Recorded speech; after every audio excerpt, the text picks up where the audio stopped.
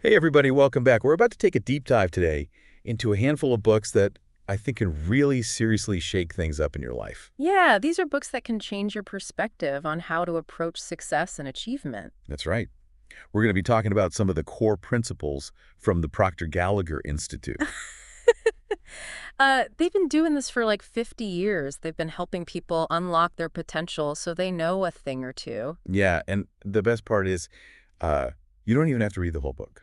You can, but you The- don't have to. It's more about like finding those golden nuggets, Right. those key insights Exactly, yeah. that you can apply right away. The things that you can use to just take action and see real change in your life. Absolutely. So the first book we're diving into is called You Were Born Rich, and it's written by Bob Proctor himself. And you know what's really interesting about this book is that Bob Proctor went from like struggling to make ends meet to earning over $1 million in just a few years. And he credits this transformation to the principles he outlines in this book. Yeah, it's a testament to the idea that we all have this incredible potential within us. It's just waiting to be unleashed. Right. And one of the most fascinating concepts in the book is this idea of the razor's edge. Have you heard of this? I have heard of it. I'm intrigued. Tell me more. It's this idea that like seemingly insignificant adjustments can actually lead to massive differences in outcomes. Okay, I can see that. Wow. How can something so small make such a big difference? Well, think about a horse race, right? Okay. Like the horse that wins often wins by just a tiny margin. Yeah. But the difference in winnings is enormous. It's huge, yeah. That's the razor's edge in action. Oh, I see. So it's not always about these massive overhauls in your life or making these drastic changes. Sometimes it's the tiniest tweaks, Yeah. the most subtle shifts in our approach that can completely change the game. So that's really interesting for anyone listening. Yeah. What are those small changes that you could be making in your life that you might think are insignificant right now, but could actually have a huge impact? That's a great question to think about.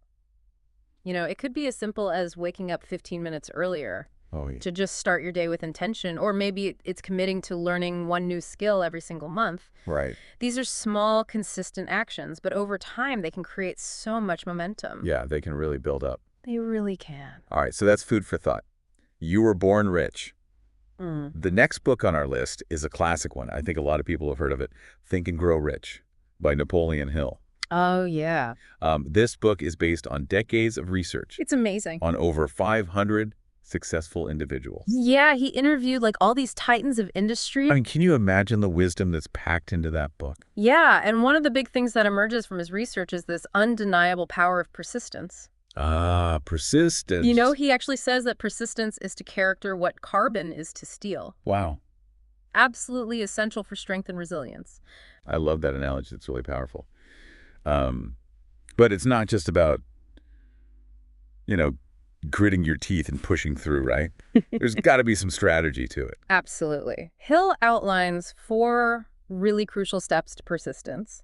The first is having a definite purpose, like a burning desire for what you want to achieve. Oh, It yeah. has to be more than just like a vague wish, you know? It has to be like you can really see Just it. a clear, deeply motivating. Okay, so you're saying get specific with those goals and really connect with the why behind them. The why is so important. Yeah. And then the second step is taking continuous action, right? Okay. Because it's not enough to just dream and plan. You have to actually translate that desire into consistent effort. Yeah, it's where the rubber meets the road, right? Exactly. You got to show up and do the work even when you don't feel like it. Right. And then the third step is really crucial. Block out negativity. Yes. You've got to shut out the naysayers, silence that inner critic, and consciously choose to focus on what's possible. I love that. Protect your energy, right? Absolutely. Yeah. And surround yourself with positivity. Yes. And then the final step is all about strategic alliances. Ah.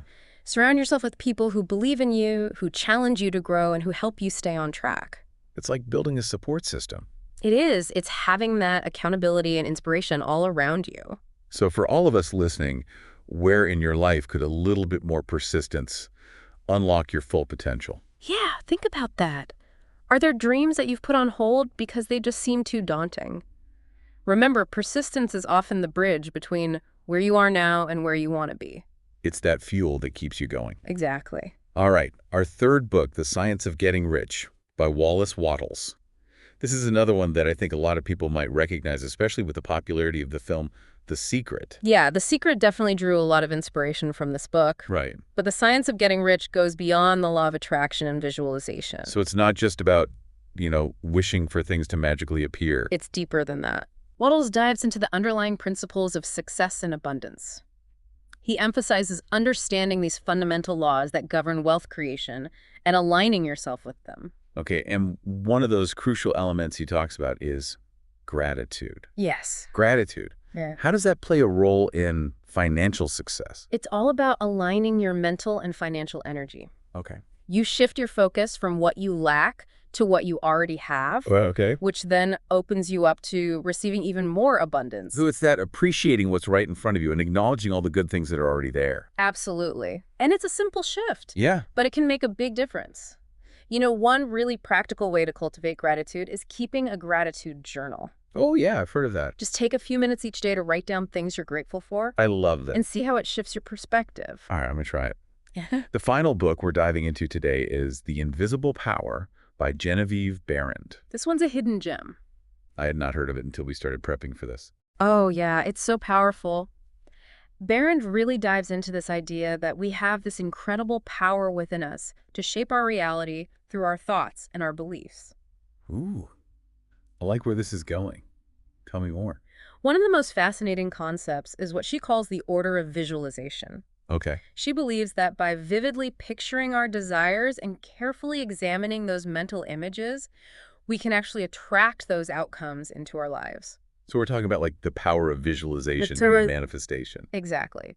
She has this great quote where she says, "The exercise of the visualizing faculty keeps your mind in order and attracts to you the things you need to make life more enjoyable." I mean, our thoughts are powerful. It really are. They're not just fleeting things. Right. They can actually shape the reality that we experience. And what's fascinating is that we have the power to choose what we focus on. So we're essentially creating a blueprint for what we want to experience. It really puts us in the driver's seat. It does. We get to create the life we want instead of just passively accepting whatever comes our way. That's the power we have. That's pretty incredible. Yeah. So much to think about here. But I'm feeling inspired already just talking about these concepts. It's already like a shift in perspective. Yeah, that's the first step. Becoming aware of these powerful principles and starting to see their potential in our own lives. It really is. Yeah. And these books, even though some of them were written like decades ago, Yeah, they still feel so relevant today. they do. That's the beauty of this timeless wisdom. Yeah. There are these universal truths about human potential. I think they transcend time and culture. Absolutely. So we've talked about 3 really powerful books. You Were Born Rich, with its emphasis on those small but significant adjustments.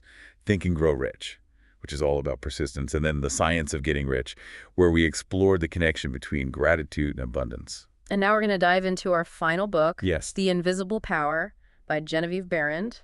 This one really piqued my interest because it delves into this idea that we all have this untapped power within us to actually shape our own reality.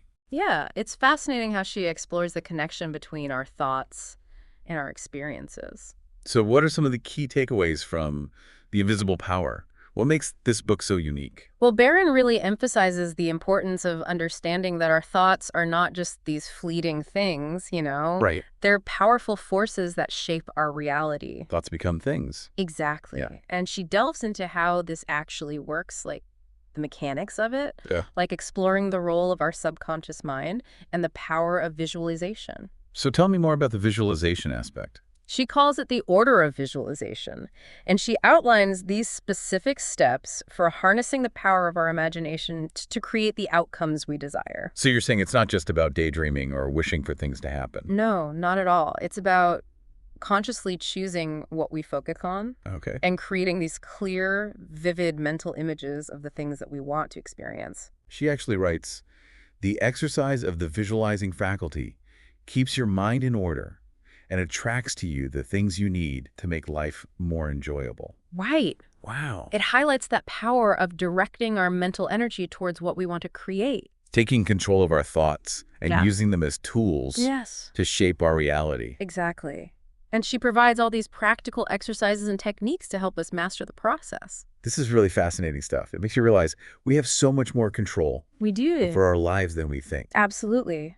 And the invisible power gives us that framework for understanding how to tap into that power Yes. and use it to create a life that truly aligns with our desires. We are not passive observers in our own lives. Yeah. We are active creators. Exactly. This has been an incredible journey through these 4 books. I mean, they really do have the power to transform lives. And you don't have to conquer them all at once. Right. Just choose one that really resonates with you. Right. Dive deep into the principles. Yeah. Apply that wisdom. Experiment and see what shifts you can create. I love that. Yeah. It's all about taking action and making these principles our own. Absolutely. So I have a question for you, for everyone listening. Okay, Amy. Thinking back on all 4 of these books, what is the one principle that resonates with you the most? Yeah, what is the one idea that you feel most inspired to implement in your own life?